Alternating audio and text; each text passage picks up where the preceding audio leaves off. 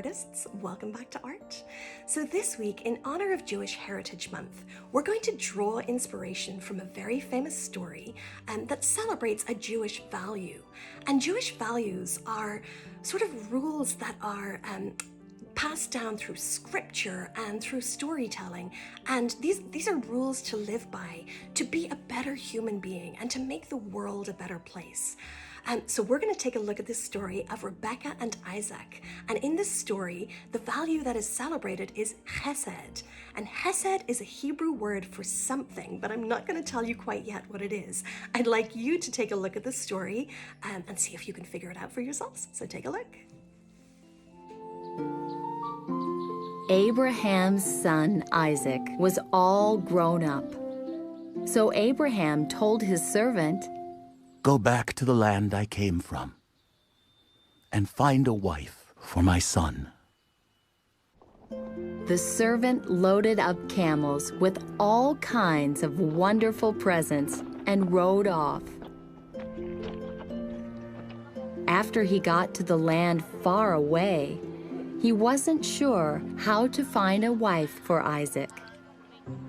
At a place where girls came to get water, he prayed, "Let the right girl give me water." Before the servant had finished praying, a beautiful young woman came to get water. "Will you give me some water, please?"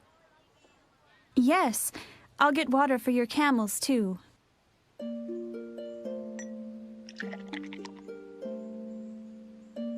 It was a big job.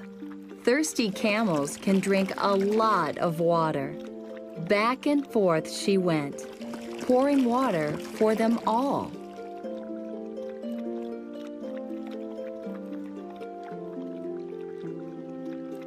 The servant knew this woman was the one to be Isaac's wife.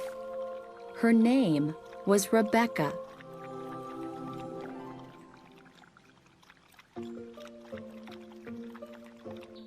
The servant took gifts to her family and asked if Rebekah could marry Isaac. Her father said she could, and Rebekah wanted to get married too. So she went home with the servant to meet Isaac. The camels swayed and bumped along the road all the way to Canaan, where Isaac lived.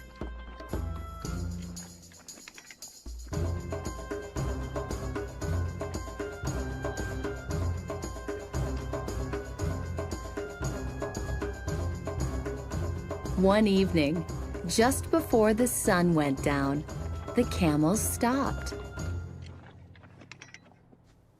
A young man was walking in the field. He looked up and saw the camels. His bride had come. Isaac loved Rebekah. And so they were married.